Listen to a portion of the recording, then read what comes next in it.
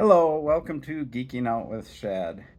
I am still in my hotel room here in Grand Junction on my mountain biking trip, but I wanted to talk about this topic because it's all over social media and the anti-EVers are just out there, just absolutely spreading more disinformation and shredding the fact that General Motors has decided to discontinue production of the Bolt EV and EUV. So 2023 is going to be the final year that the car that I'm driving, Bolt EUV, is ending production.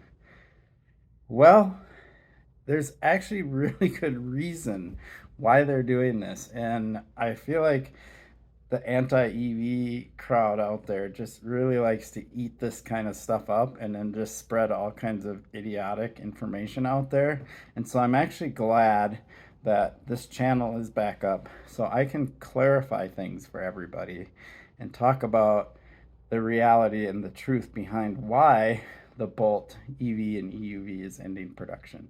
So here we go. So to understand this, you first have to understand how automobile manufacturers develop new models of vehicles. And this goes for all the vehicles they develop, not just EVs. But of course, we're in the day and age where EVs are much more challenging to develop because they're newer technology.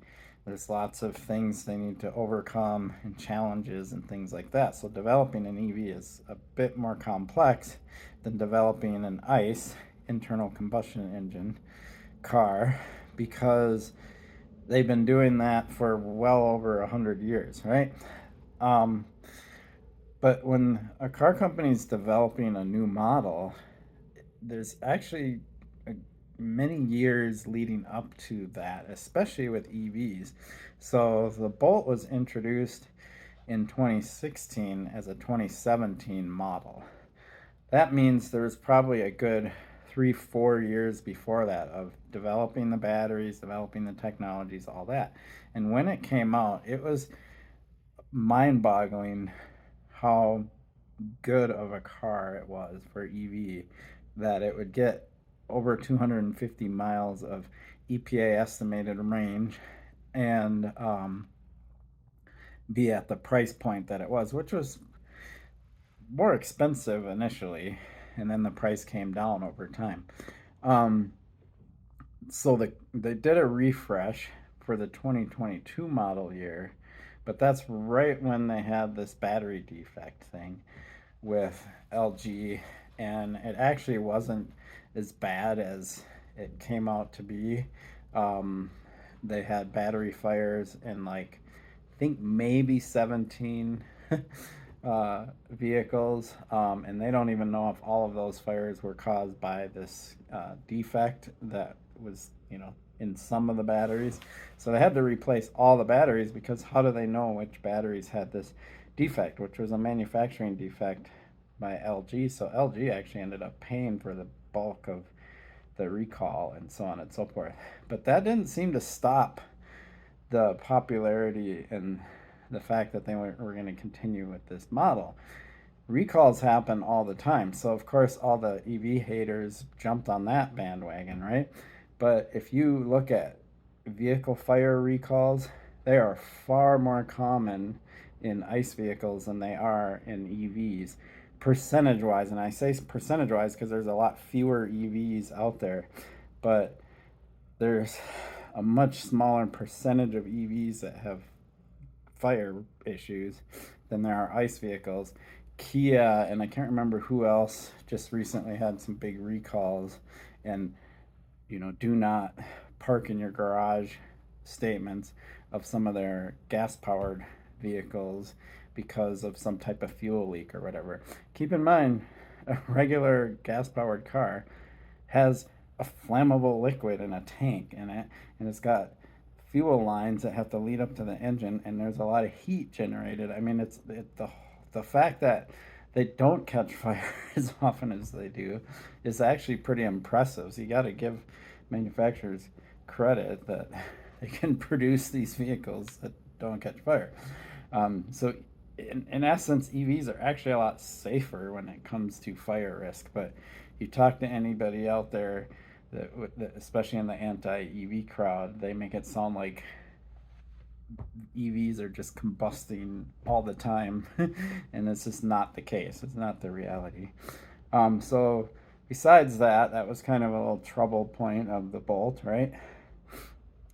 The whole time that this has been going on, they've been coming out with a new battery technology called Ultium, and this is where the day and age that we're in is battery technology is just accelerating and getting better and better very rapidly, as most technology does these days. And because of that, they're coming out with new vehicles using this Ultium platform, and the Bolt EV and EUV, having been developed in the mid 2010s, probably started around 2012, 2013, and released in 2016 as a 2017 model.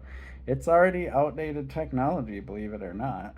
If you think of Tesla, Tesla has evolved their batteries continuously throughout the production of their vehicles. Even though the outside of the cars look much the same, the batteries are very different today than they were initially, and so on and so forth. So that's what GM is doing, is they're moving to this new battery platform. They are going to have a replacement for the Bolt EV. It's going to be the Equinox EV, and the base model is going to start around $30,000, which is right in the ballpark of the Bolt, right? And when we talk about cars nowadays, the average price for a new car, this is all cars now, is approaching $50,000, which is kind of crazy. I think that's very high. But the prices of cars have just gone way up. So the fact that they can introduce an entry-level Equinox EV for $30,000, it's going to get about 250 miles of range. Sound familiar? It's going to be front-wheel drive. Also sound familiar? So if you wanted a direct replacement for the Bolt, there it is. GM's doing it. The advantage of the Equinox is you can option up, obviously paying more. You can get a bigger battery, so you can get over 300 miles of range. You can also option to have all-wheel drive, also costing you more. So then you're going to get into the upper 30,000s and even pushing into the low $40,000 range, which some people, if they want all-wheel drive, fine, they can spend that. But if somebody wants a direct replacement for the Bolt, which only comes in front-wheel drive and has a range of 250 miles, you can get the entry-level Equinox with the new battery technology. So you're going to get a bunch of advantages. The new technology is, I don't 100% know, but hopefully it handles cold better. I know some other EVs out there that do, even if they don't have heat pumps. And then the other thing is it recharges way faster. I don't remember what the rate is, but it's going to have a much faster fast charging rate than the existing Bolt. So the Bolt pretty much has to go away. I mean, I hate to say it, the way that things are advancing, the Bolt is soon no longer going to be a competitive vehicle. And I know a lot of people are like, oh, why are they getting rid of it? Whatever. They have a direct replacement for it. They're not getting rid of doing EVs. GM is fully committed to coming out with EVs and transitioning all the way over to EVs. They say 2035. I will honestly say I think that's very aggressive. But if that's, if by setting that goal, it helps them push themselves, great. When 2035 comes around, I will be actually shocked if GM is fully transitioned over to EVs by then. I will. But they're trying, at least. Right? So there you have it.